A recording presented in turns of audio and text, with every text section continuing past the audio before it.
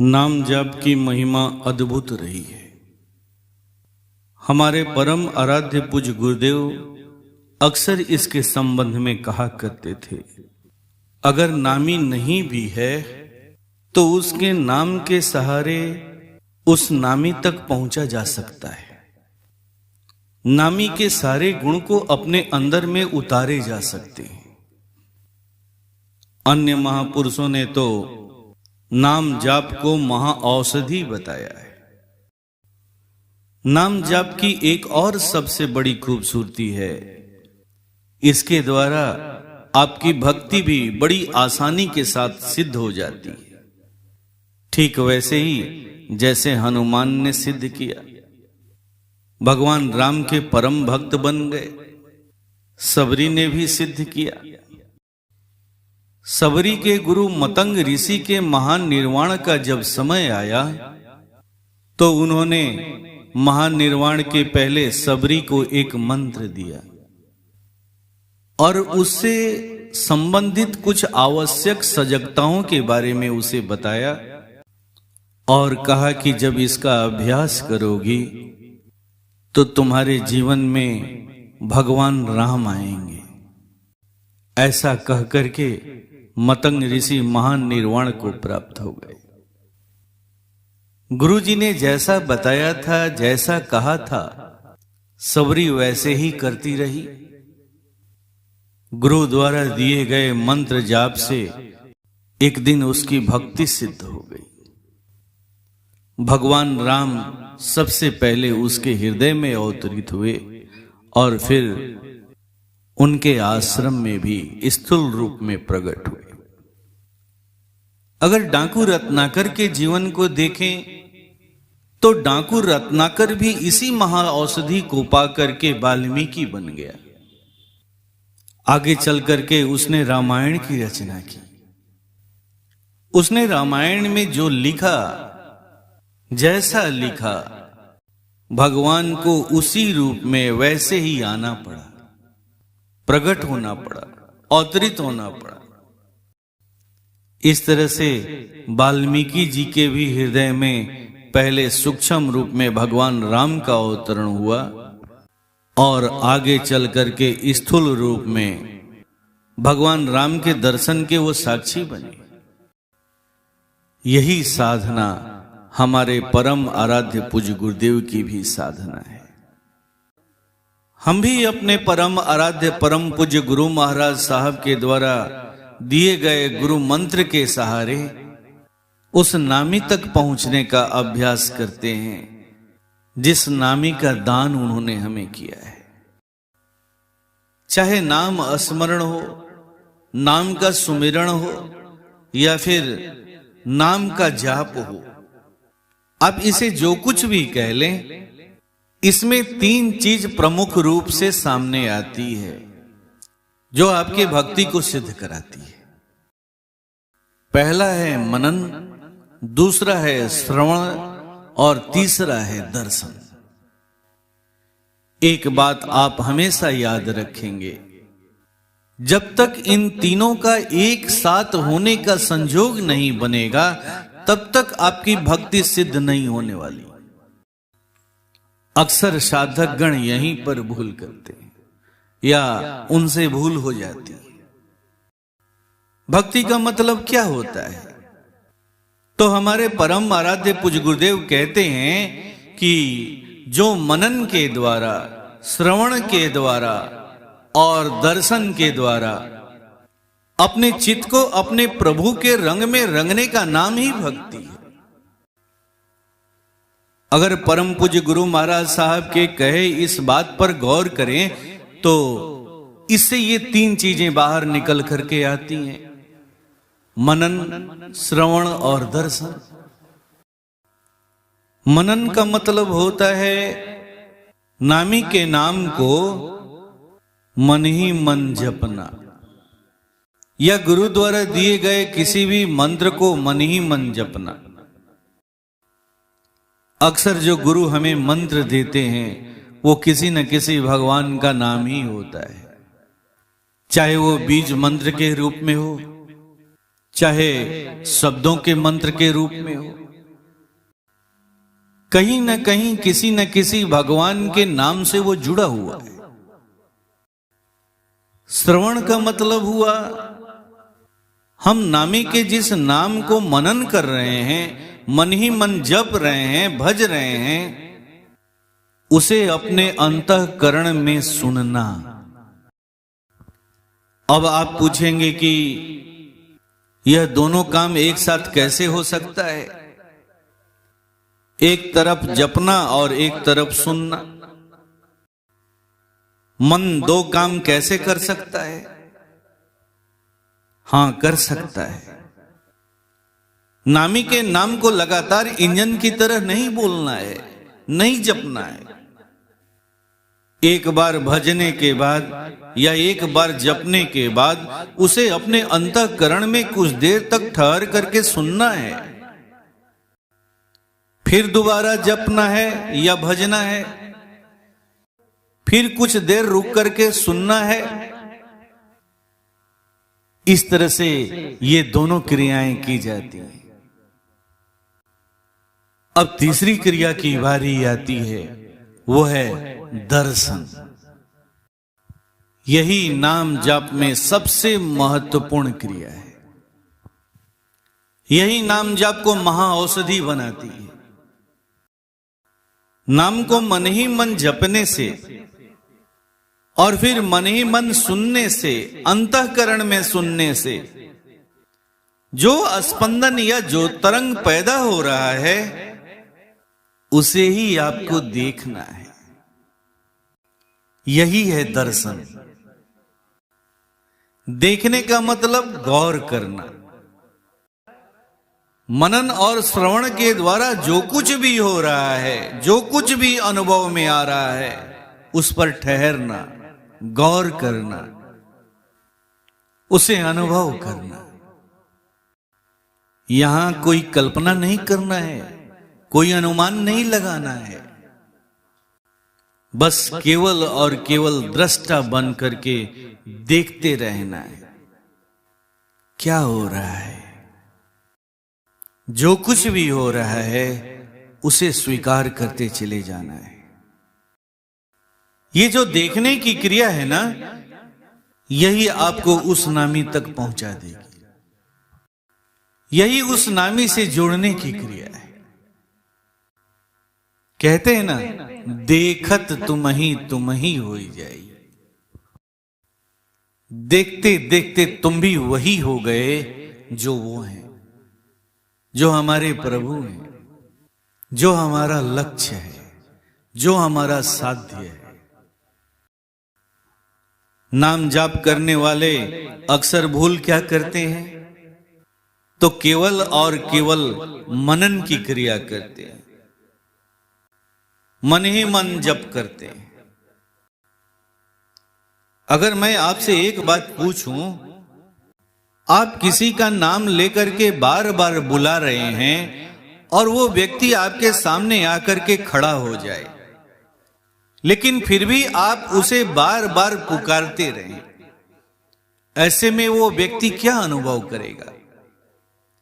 कुछ देर तक आपके पास खड़ा रहेगा और थोड़ी देर के बाद वो लौट करके वापस चला जाएगा।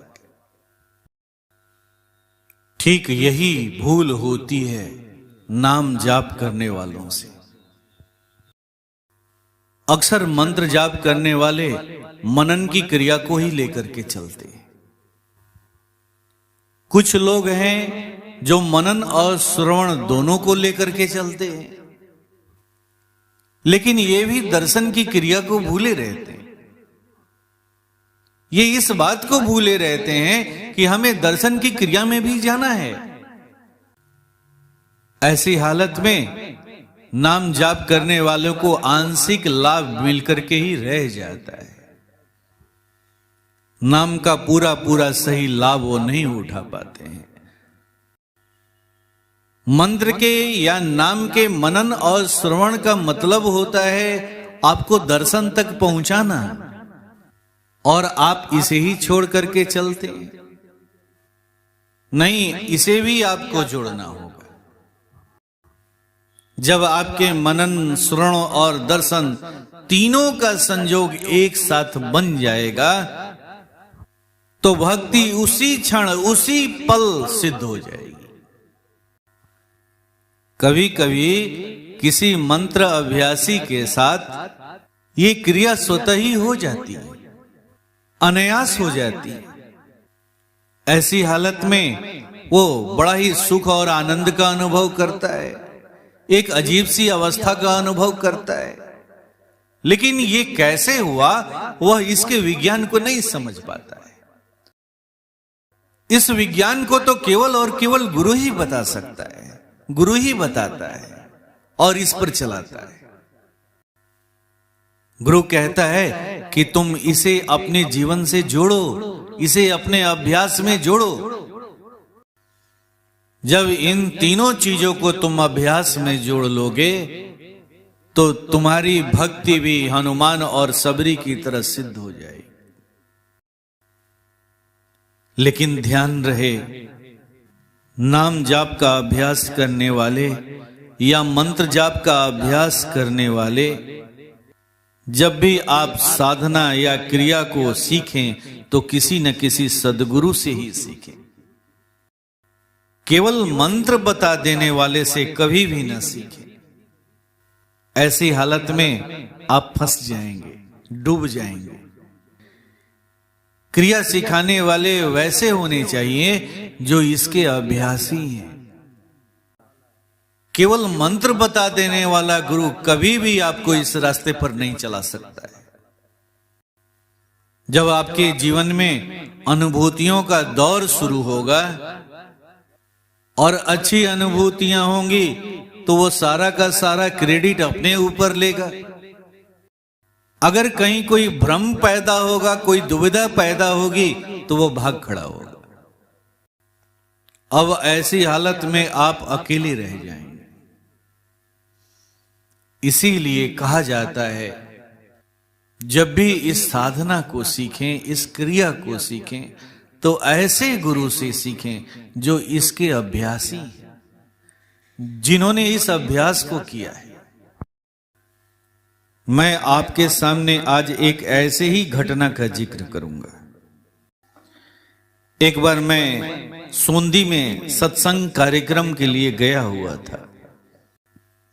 प्रवचन समाप्त होने के बाद ध्यान की सभा चल रही थी। अक्सर ध्यान के समय में एक विशेष क्रिया करने का आदेश परम पूज्य गुरु महाराज साहब ने मुझे दिया था। इस क्रिया में ध्यान के बीच में आंखें खोल करके पूरी सभा पर एक गहरी दृष्टि डालनी होती है और फिर अपने गुरु के आदेशानुसार वो क्रिया करनी होती है। मैं ध्यान के समय में इसी क्रिया के लिए अपनी आंखों को खोला तो देखता हूं कि सभा के सबसे पीछे एक लड़की बैठी हुई है और पूरी तन्मयता के साथ ध्यान में बैठी हुई है। देखने से लग रहा था कि वो ध्यान के सारे शर्तों को पूरा कर रही है। अब मेरी आंखें बार बार उस पर जाकर के ठहर जाती। बहुत प्रयास करने के बाद मैं अपने आप को वहां से हटाया और अपनी क्रिया को पूरा करके फिर ध्यान में चला गया। जैसे ही ध्यान समाप्त हुआ, सभा समाप्त हुई, मैं जहां ठहरा हुआ था वहां चला गया। थोड़ी देर के बाद देखता हूं कि वो लड़की अपने माता पिता के साथ वहां पर आती है। एक निवेदन करती है कि मुझे आपसे कुछ पूछना है। मैंने कहा ठीक है, पूछो, क्या पूछना चाहती हो? उस लड़की ने कहा, आपने ध्यान के समय में जो साधना बताई थी वो साधना मैं बहुत पहले से करती हूं, बस केवल और केवल मंत्र का फर्क है। सारी विधि वैसी ही है जैसे मैं पहले से करती आ रही। मुझे उसकी बात सुनकर के बड़ा ही अच्छा लगा। ऐसी उम्र में ऐसे जिज्ञासु बहुत कम मिलते हैं। फिर मैंने पूछा कि जब तुम्हारी साधना अच्छी चल रही है, ठीक चल रही है, तो तुम्हारी समस्या क्या है? तो उस लड़की ने कहा कि जब भी मैं ध्यान में बैठती हूं, थोड़ी ही देर के बाद मेरे अंदर से एक मेरा ही रूप निकलता है और लगभग 10 फीट की ऊंचाई पर जाकर के बैठ जाता है। अब मैं उसे देख करके डर जाती हूं कि ये कौन है। दरअसल वो लड़की मेडिकल की तैयारी के लिए कोटा में गई हुई थी। वहां वो जिस कोचिंग इंस्टीट्यूट के हॉस्टल में रहती थी, वहां बहुत सारे लोग, भिन्न भिन्न संस्थाओं के लोग आते हैं। उन्हीं में से कोई उसे बता गया था कि तुम लोगों को एक मंत्र का अभ्यास करना चाहिए, जिससे तुम्हारी स्मरण शक्ति बढ़ेगी। तुम जो कुछ भी पढ़ोगे वो तुम्हें याद हो जाएंगे। विद्यार्थियों के लिए ऐसा करना बहुत ही जरूरी है। इस तरह से बताने वाले बता करके तो चले गए। अब वो लड़की इसके अभ्यास में लग गई थी, और जब वो ऐसा अभ्यास करती तो उसके साथ ऐसी घटना घटने लगती। जब भी वो बैठती, थोड़ी देर के बाद उसका एक रूप और प्रकट हो जाता, जो 10 फीट की ऊंचाई पर बैठा हुआ उसे नजर आता, जिसे देख करके वो डर जाया करती। जब मैंने उससे पूछा कि तुमने दोबारा उन लोगों से नहीं पूछा जिन्होंने तुम्हें ये क्रिया बताई थी, तो उस लड़की ने कहा कि हां, मैंने पूछा था। तो उन्होंने उत्तर देते हुए कहा कि इस क्रिया में ऐसा कुछ भी नहीं होता है, इससे बस केवल और केवल शांति मिलती है, मन एकाग्र होता है, इसके सिवा कुछ भी नहीं होता है। अगर तुम्हारे साथ ऐसा कुछ हो रहा है तो साइकोलॉजिस्ट से अपने को दिखाओ। लगता है कोई बैड एलिमेंट्स तुम्हें परेशान कर रहा है।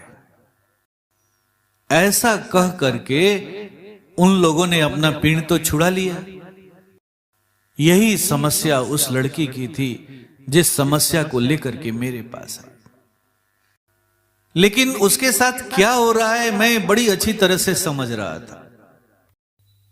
फिर थोड़ी देर के बाद मैंने उसे इसका विज्ञान समझाया, और फिर कुछ दिनों के बाद उसका भय समाप्त हो गया, डर समाप्त हो गया।